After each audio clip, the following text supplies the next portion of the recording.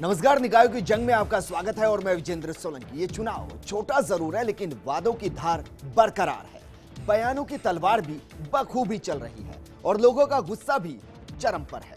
कई जगह तो लोग सीधे सीधे कह रहे हैं कि खोखले वादों से थक चुके हैं। अब ना तो वोट करेंगे और ना ही वोट करके वक्त खराब करेंगे। ये लोकतंत्र की विडंबना ही है कि कई जगह ऐसी है जहां पिछले 20 सालों से वादे नहीं बदले और ना ही हालात बदले। आपको बताएंगे कि आखिर कहां क्या कुछ चल रहा है। साथ ही आपको बताएंगे उस इलाके के बारे में जो प्रदेश की पहली पालिका है। मरु प्रदेश का केंद्र कहा जा सकता है, लेकिन हाल कैसे हैं सोचकर आप भी कहेंगे कि वादों, दावों और हकीकत में अंतर होता है, लेकिन इतना भी नहीं कि वादों और हकीकत में कोई मेल ही ना मिले।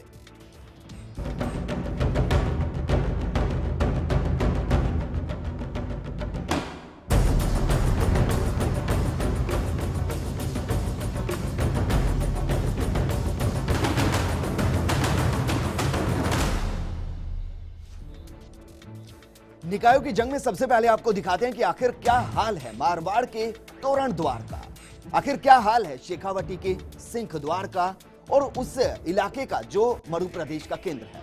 लेकिन विकास की राह यहां तक पहुंची या नहीं, जरा देखिए। इस इलाके को मरु प्रदेश का केंद्र कहा जाता है। देश की जुबान पर स्वाद भी देता है। नमक के लिए यह इलाका मशहूर है।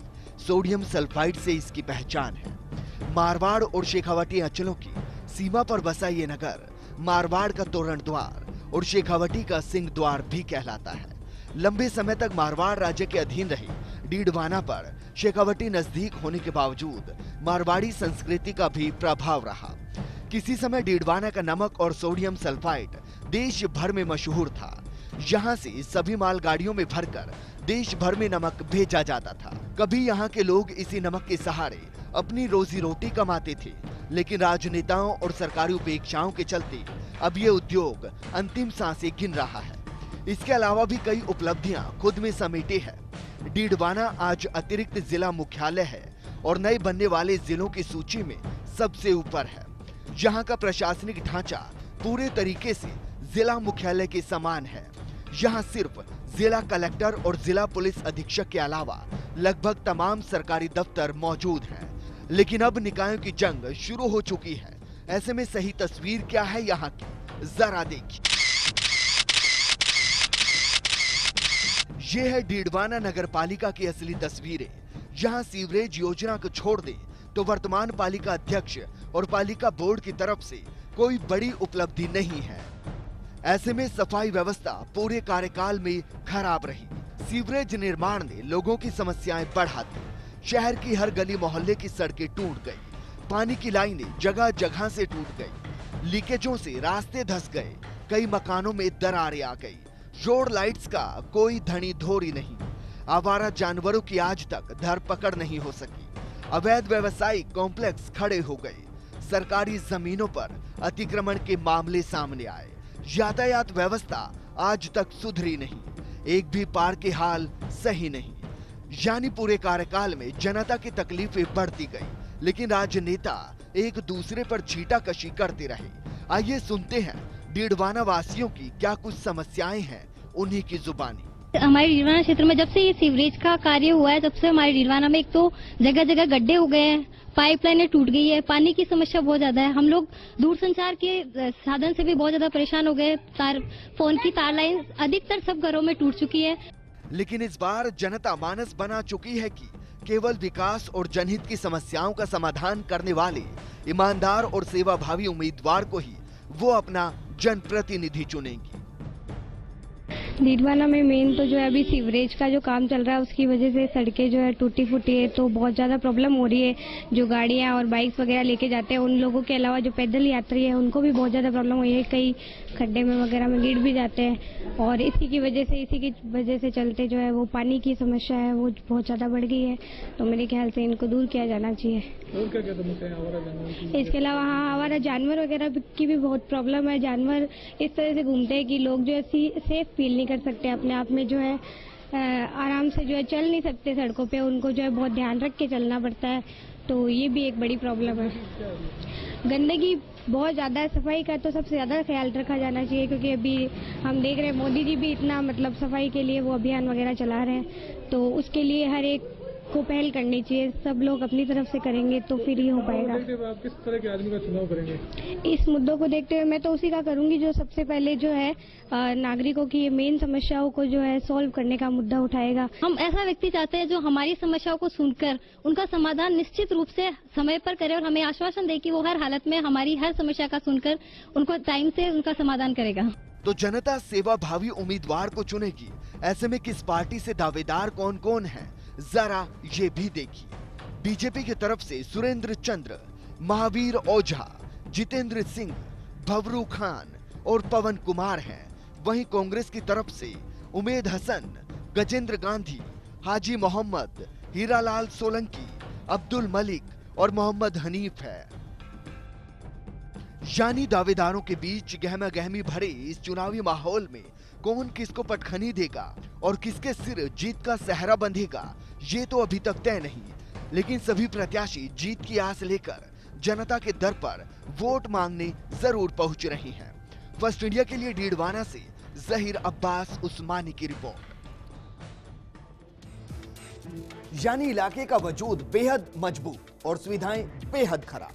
ऐसे में इस पालिका का इतिहास क्या कुछ कहता है, जरा ये भी देखिए। डीडवाना की नगरपालिका को प्रदेश की सबसे पुरानी नगरपालिका का दर्जा प्राप्त है। डीडवाना में ब्रिटिश शासन में 1920 में नगरपालिका की स्थापना की गई थी। इसके बाद 31 सालों तक यानी 1951 तक जोधपुर रियासत के प्रतिनिधि इसको संभालते थे। इन सदस्यों की संख्या 1949 से पहले 8 हुआ करती थी, जो 1950 में बढ़कर 10 हो गई। 1952 में जोधपुर रियासत के प्रतिनिधि का पद समाप्त कर दिया गया। मनोनीत बोर्ड के सदस्यों ने 26 अक्टूबर 1952 को पहली बार पालिका अध्यक्ष को चुना था। पहली पालिका के अध्यक्ष का सौभाग्य तुलसीराम मुंदड़ा को प्राप्त हुआ।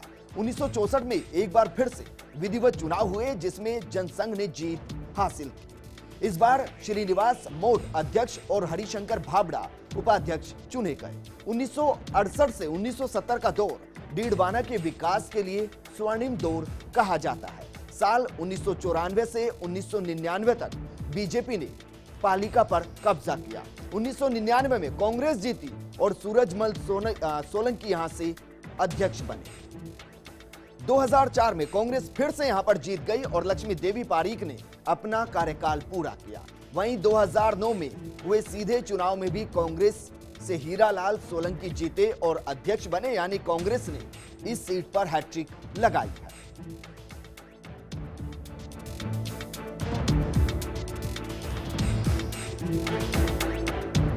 लेकिन इन सबके बीच जो बेहद जरूरी है वो ये है कि हर बार वादे होते हैं, लेकिन जनता इन खोखले वादों से तंग आ चुकी है। कम से कम बीकानेर के वार्ड नंबर 6 में तो यही नजर आता है। यहाँ के लोगों ने इस बार विकास के झूठे वादों से तंग आकर वोट नहीं देने का सामूहिक फैसला किया। आज आपको दिखाते हैं कैसे हाथ में तख्ती लिए नेताओं को कोसने वाले लोग नाली, सड़क और पानी जैसी मूलभूत सुविधाओं का समाधान नहीं होने से परेशान हैं और इसको बयां भी कर रहे हैं। जरा देखिए, जब उनसे हमारे संवाददाता अरविंद व्यास ने बात की तो क्या कुछ वो कह रहे हैं, जरा सुनिए। लोगों ने जो है कहीं ना कहीं इस परेशानी से त्रस्त होकर लोगों ने एक नाम दिया है उनको। ये लोग यहाँ मौजूद हैं, कहीं ना कहीं इनके चेहरे पर एक जो उदासी दिख रही है, एक रोष जो है वो दिख रहा है, क्योंकि सड़क का जो मामला है, नाली का जो मामला है, विकास का जो मामला है, वो कहीं ना कहीं ये महिलाएं आप देख रही है, हमारी गली तो देखो, मतलब मेरी गली को देखो।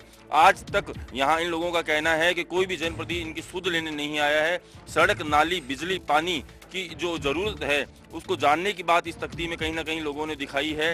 इनका ये कहना है कि चुनाव के वक्त केवल वोट मांगने के लिए जो नेता हैं वो आते हैं, राजनीतिक पार्टी के लोग आते हैं, बड़े बड़े वादे करते हैं लेकिन फिर भूल जाते हैं। इसलिए हमने भी एक बात ठानी है कि किस तरह से हम उनको सबक सिखाएंगे और सबक सिखाने के लिए ही इन लोगों ने जो है वो निर्णय किया है कि हम इस वक्त वोट नहीं देंगे। मोहल्ले के कुछ लोग हमारे साथ हैं, हम उनसे बात करते हैं कि आखिरकार ऐसी क्या परेशानी आ गई, ऐसा क्या हो गया कि इनको इस तरह का कड़ा निर्णय लेना पड़ा। जी, क्या नाम है आपका?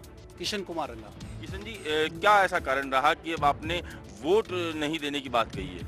हर बार प्रतिनिधि आते हैं कि आप हमें वोट दीजिए, हमें जिताइए, हम इस मोहल्ले का विकास करेंगे, लेकिन हर बार ही होता है। हम यहाँ 10-15 सालों से रह रहे हैं, लेकिन कभी भी किसी भी प्रकार जो मूलभूत आवश्यकताएं हैं, जो सड़क है, नाली है, यहाँ बिजली की काफ़ी समस्या रहती है, पानी की, गर्मी के अंदर 2 महीने तक पानी नहीं आता, भयंकर गर्मी के अंदर। तो इस बार हमने ये निश्चय किया है कि जब हम वोट देके प्रतिनिधि को जिताते हैं, उसके बाद में भी जब काम नहीं होता, तो क्यों हम अपना काम धंधा खराब करके समय खराब करें और उनको वोट दें। नोटा का एक विकल्प है इस वार से। विकल्प का मतलब है कि किसी को भी वोट नहीं लगेगा। आप अगर मशीन पे नोटा का बटन दबाएंगे, नन ऑफ एलिजिबल, जो एक बात है कि कोई विकल्प नहीं है, उस पे भी बटन दबाकर अपना रोष प्रकट किया जा सकता है। तो उस पे क्यों नहीं जा रहे आप लोग? जैसा कि मैंने कहा कि नोटा के बटन दबाने के लिए हमें यहाँ से निकलना पड़ेगा, तो हर आदमी अपना काम धंधा समय खराब करने के लिए वहाँ जाए, लाइन में खड़ा हो, तो उसके बदले उसको क्या मिलता है? फिर वही सड़कें, फिर वही भाषण, फिर वही आश्वासन।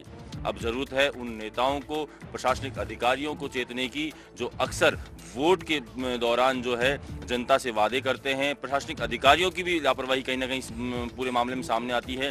जिम्मेदार प्रशासन होता है, उसको भी इनकी सुध लेनी चाहिए, क्योंकि मतदान जो है, प्रशासन अपील करता है कि 100% मतदान करें, लेकिन इस तरह से अगर सामूहिक रूप से लोग मतदान का बहिष्कार करते हैं तो ये प्रशासन के लिए भी सोचने की बात है। कैमरा पर्सन विक्रम जागरवाल के साथ अरविंद व्यास, फर्स्ट इंडिया न्यूज, बीकानेर। तो बीकानेर के वार्ड नंबर 6 की जैसी समस्याएं लगभग ऐसी ही हर निकाय की समस्या है। उदयपुर के वार्ड नंबर 16 का भी कुछ ऐसा ही हाल है, जहां भी हर बार सिर्फ और सिर्फ वादे होते हैं, लेकिन काम कुछ नहीं होता। ऐसे में जरा देखिए पिछले 20 सालों के बीच कितना बदला है ये इलाका, या बदलाव के नाम पर सिर्फ बदहाल है ये इलाका। जरा देखिए उदयपुर नगर निगम का वार्ड नंबर 16, 20 सालों से कम्युनिस्ट पार्टी का कब्जा।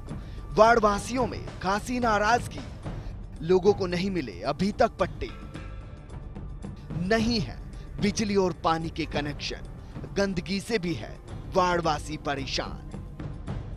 उदयपुर नगर पालिका के समय वार्ड नंबर 24 और बाद में वार्ड नंबर 6 के रूप में जाने जाने वाला ये वार्ड अब वार्ड नंबर 16 के रूप में पहचाना जाता है। इस बार नगर निकाय चुनाव में ये वार्ड अनुसूचित जाति के लिए आरक्षित है। इस वार्ड में 6,698 मतदाता हैं, जो आने वाले चुनाव में अपना पार्षद चुनने को तैयार हैं। माछला मगरा की पहाड़ियों में बसा कच्ची बस्ती का ये वार्ड गरीब और लाचार लोगों की मूलभूत समस्याओं से अटा हुआ है। इस वार्ड में पिछले 20 सालों से मार्क्सवादी कम्युनिस्ट पार्टी का कब्जा है, जहां पिछले 15 सालों से एडवोकेट राजेश सिंह भी पार्षद हैं, लेकिन यहां पर कुछ होता हुआ दिखाई नहीं दिया।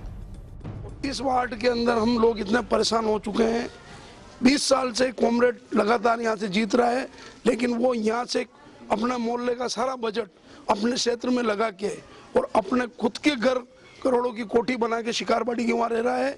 ना तो किसी को पट्टे दिलाए, ना पानी की कभी समस्या है। गलियों में बिछी पाइपलाइन और मकानों के बीच उलझे बिजली के तार सरकारी नहीं है।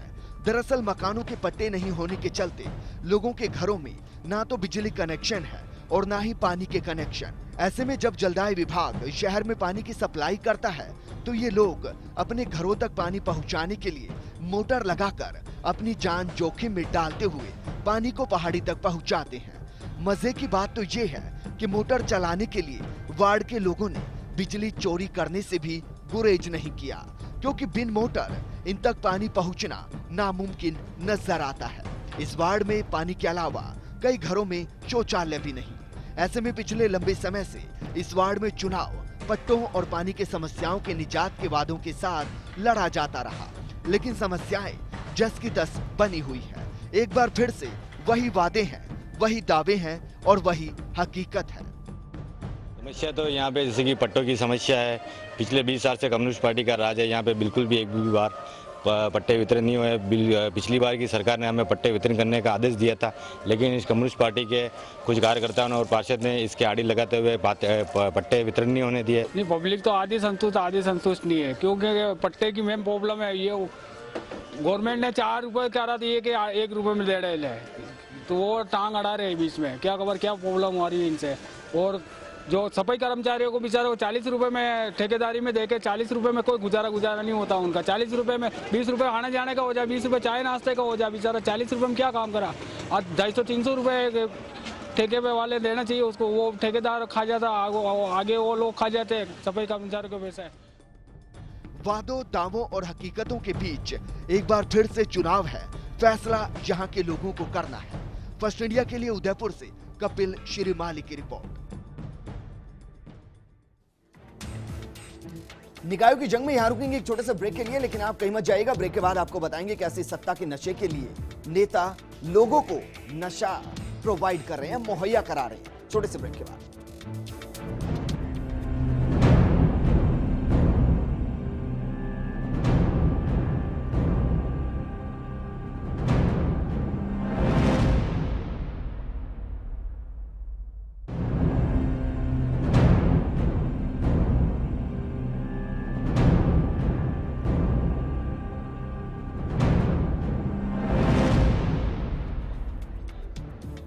निकायों की जंग में ब्रेक के बाद आपका स्वागत है। नगरपालिका चुनाव का प्रचार इन दिनों जोरों पर है। बीजेपी, कांग्रेस समेत निर्दलीय प्रत्याशी भी प्रचार में कोई कोर कसर नहीं छोड़ रहे।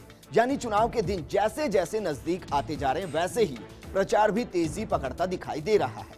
ऐसे में प्रत्याशी आचार संहिता की धज्जियां उड़ाने से भी बाज नहीं आ रहे। प्रत्याशी प्रचार के झंडे, बैनर गली गली में बिना स्वीकृति लगा रहे हैं। कई जगह तो ये प्रचार सामग्री नियमों का माखौल उड़ाती भी नजर आई, लेकिन प्रशासन की नजरें अभी तक इन पर नहीं पड़ी। आचार संहिता की पालना को लेकर प्रशासन भी चुप्पी साधे हुए है।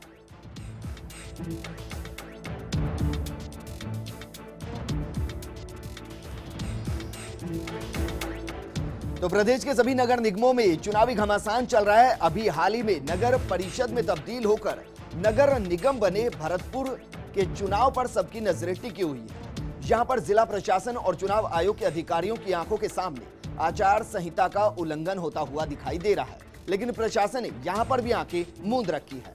पूरे शहर के 50 वार्डों में सरकारी संपत्ति, धार्मिक स्थलों और बूथों के 200 मीटर के अंदर पार्टियों और निर्दलीय प्रत्याशियों के पोस्टर और होर्डिंग लगे हुए हैं और आम रास्तों के बीचों बीच बैनर लगा दिए गए। लेकिन आचार संहिता की पालना कराने के लिए प्रशासन की तरफ से किसी भी प्रकार की यहां पर कोई कार्रवाई नहीं की गई। चुनाव आयोग द्वारा आचार संहिता के दायरे में जो नियम प्रस्तावित हुए हैं, उनकी अनुपालना के प्रयास कोसों दूर यहां पर दिखाई देते हैं।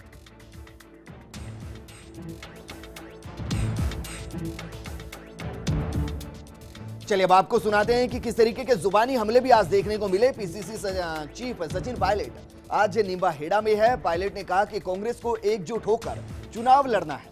पायलट ने युवाओं को नगर निकाय चुनाव में 40% आरक्षण देकर कांग्रेस में नई पीढ़ी तैयार करने की भी बात कही। उन्होंने वसुंधरा सरकार पर हमला बोलते हुए कहा कि 1 साल में जनता के लिए बीजेपी सरकार ने कुछ नहीं किया, सिर्फ अगर कुछ किया तो वो खोखले वादे।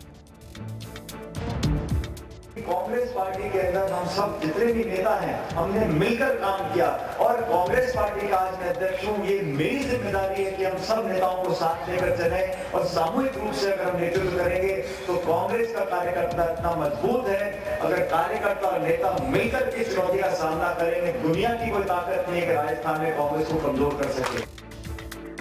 वहीं प्रदेश के गृह मंत्री गुलाबचंद कटारिया आज सिरोही जिले के दौरे पर रहे, जहां उन्होंने चुनावी आम सभा को संबोधित किया। कटारिया ने बीजेपी प्रत्याशियों के समर्थन में आम जन से वोट देने की अपील की।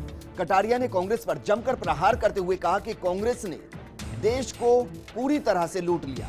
अगर पैसों के आधार पर चुनाव लड़ना चाहते हो तो उन्हें सबसे पहले धूल चटानी चाहिए। इससे ज्यादा दुर्भाग्य और क्या होगा कि जो इस तरह से पैसे लगाते हैं वो ईमानदारी के नहीं होते।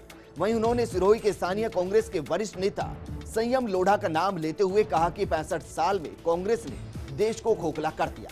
कटारिया से पहले राज्य मंत्री ओटाराम देवासी ने भी आम जन को संबोधित किया। एकदम तो नहीं कह सकता कि मैं 46 ही जीत जाऊंगा, लेकिन मेरा मन कहता है कि 35 से अधिक सीटें भारतीय जनता पार्टी को मिले। देखो, अगर उनको संतुष्टि नहीं है तो वो हमारे पास आए, हम वो जिससे संतुष्टि की जांच चाहते हैं उसे दे देंगे। हम तो चाहते हैं सच्चाई का पता लगे। निकाय चुनाव का प्रचार पूरे शबाब पर है। वार्ड 13 के बीजेपी प्रत्याशी गणेश सैनी का भी प्रचार जोरों पर है। सोमवार को गणेश सैनी ने 1 दर्जन से ज्यादा इलाकों में प्रचार किया। इस दौरान सैनी का जगह जगह स्वागत हुआ और सैनी वार्ड में रोड लाइट्स, बिजली, पानी जैसी मूलभूत सुविधाओं को और बेहतर बनाने का वादा जनता से कर रहे हैं। प्रचार के दौरान कई सामाजिक संगठन भी सैनिक को समर्थन देने का ऐलान कर रहे हैं। सैनिक के स्पोर्ट में विश्व हिंदू परिषद के कार्यकर्ता भी जुटे हुए हैं। साथ ही मौजूदा पार्षद दुर्गेश नंदिनी और पूर्व पार्षद भी गणेश सैनी की जीत की रणनीति की भूमिका बनाने में लगे हुए हैं। सैनी का कहना है कि उनका जनता से सीधा संवाद है। बहुत अच्छा प्रचार चल रहा है। मेरा व्यक्तिगत व्यवहार है, मैं सत्संग से जुड़ा हुआ था और मैं समाज से हमेशा से ही, बचपन से ही, सन 1985 से मैं पार्टी की सेवा कर रहा हूँ। इसलिए मेरा व्यक्तिगत व्यवहार है, इसलिए मेरे को सब वोट देंगे।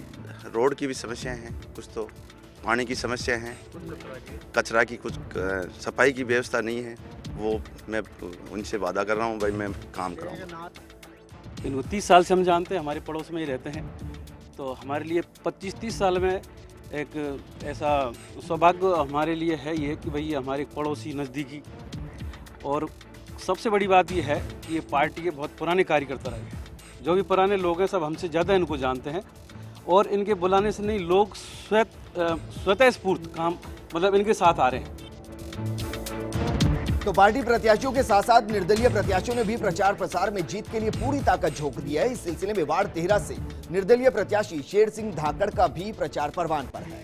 धाकड़ इलाके में अपने पर्सनल स्तर पर हाई टेंशन लाइन हटाने और नियमन करवाने के कामों की बदौलत लोगों से वोट मांग रहे हैं। धाकड़ का कहना है कि बीजेपी और कांग्रेस के बाहरी प्रत्याशी यहां से चुनाव लड़ रहे हैं, जबकि वो स्थानीय है।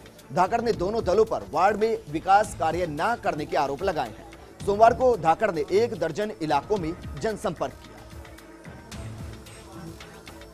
जो भी पार्षद आता है, पार्षद तो बन जाता है, उसके बाद में घर बैठ जाता है। वो कभी कोई काम नहीं होता। पिछले 33,000 की हाई टेंशन लाइट थी, उसके लिए न पार्षद ने प्रयास किया न MLA ने किया, और कई आदमी उससे ख़त्म हो चुके हैं, 8-10 आदमी। तो मैं CMD चेयरमैन साहब से मिला और 15 दिन के प्रयास में वो लाइनें हटी, जबकि बिजली बोर्ड ने 1,76,78,000 रुपये का एस्टीमेट दिया, ये जमा करा दो।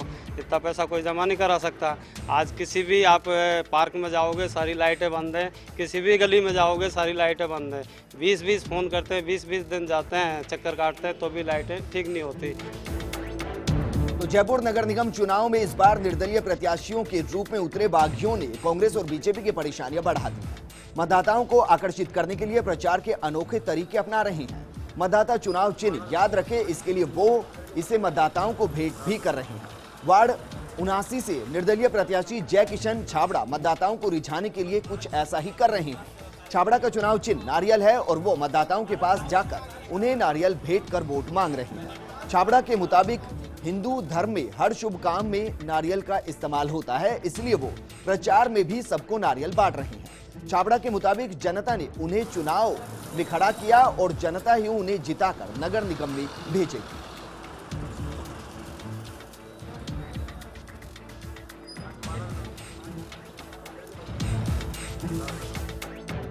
निकायों की जंग में फिलहाल इतना ही, लेकिन देश प्रदेश की खबरों से हर वक्त अपडेट रहने के लिए आप विजिट कर सकते हैं हमारी वेबसाइट www.firstindianews.com। नमस्कार।